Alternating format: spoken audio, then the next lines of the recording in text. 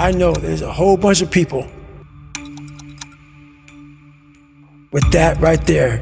That fires me up. That makes me fucking happy, what you just said. That brings joy to my life right there. Why? Because I know there's so many people that have the ability and just refuse to get off that couch.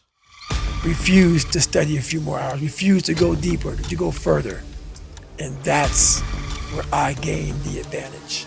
It's so easy to be great nowadays, my friend, because most people are weak. Most people don't want to go to that extra mile. Most people don't want to find that extra because it sucks. It's miserable. It's lonely.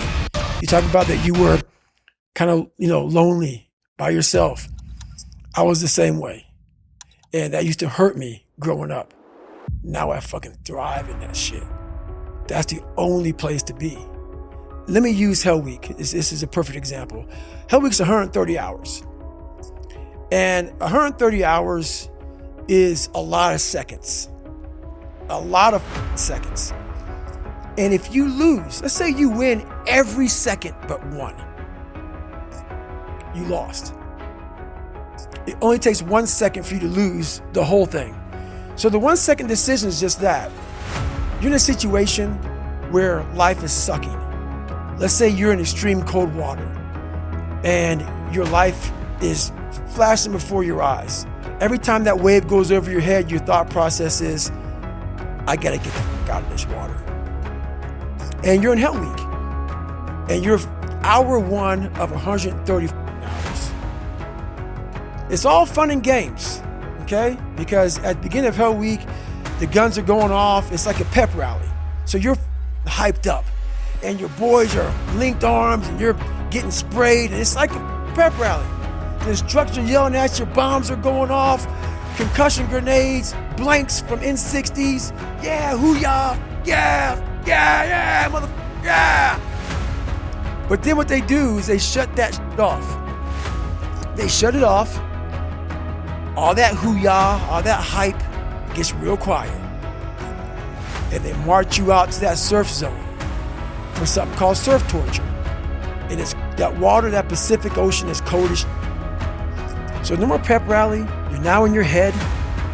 You're linked arms with, your brothers beside you. You don't know if they're gonna be there long or not. You don't care. You think about yourself. You lay back, and that first wave hits you. Your mind goes straight from hour 2 all the way to hour 130. You can't process 5 days of this shit. You're now in a I gotta get out of here. You're in fight or flight. It's cold, I can't be cold this long. And then this is where that 1 second decision comes in. You forgot every reason why you wanted to be there. You don't care about SEALs. You don't care about any of this shit. You don't care about fighting for your country. You don't care about that gaudy gold trident that they put on your chest. You don't care about any of that no more. All you want to do is go back home. You want the warmth. You may want something to eat. You want your girl to hold you. All those things of comfort are there in that 1 second. And this is where people lose. So what I do in that 1 second, because we all think about quitting, it's hard. But what you have to do in that 1 second is hard to process information during pain. Because that pain takes over and you can't think rationally. You're thinking about fight or flight, save yourself. That's not a rational thought. It's not a thought that's gonna get you through hard times. Most people fail that 1 second. So what happens, what I do in that 1 second, and there's a bigger process to all this, but in that 1 second, I physically stayed in that water. Because if I get out of the water, I quit. So I physically stay in the water, but mentally, I'm on the beach with the instructors. And the instructors, it's cold outside, so they got these parkas on. They got their cup of Joe, and they're warm because they've already been through it.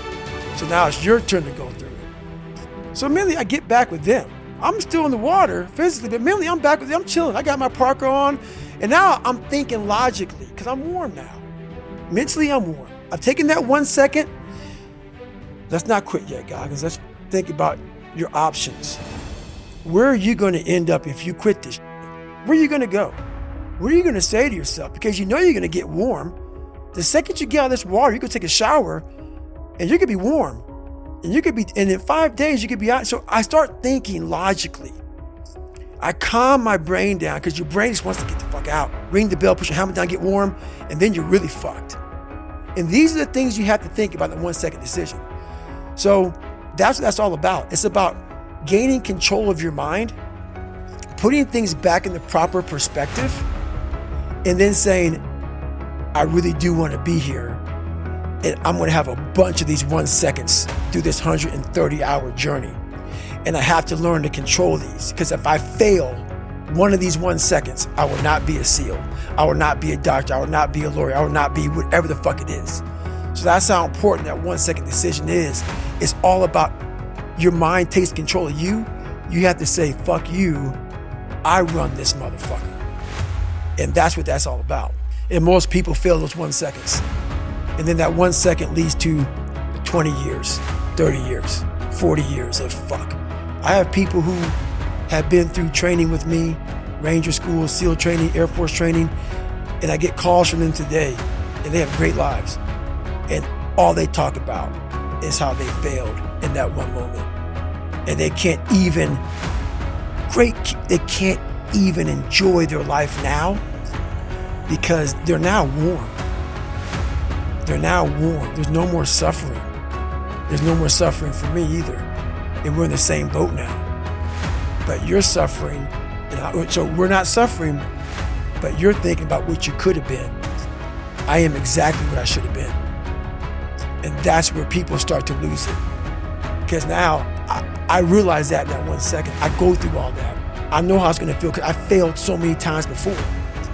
Failure is the ultimate thing, man.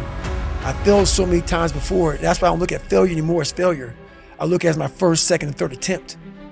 People think that my knees are bad from a lot of running, and they're wrong.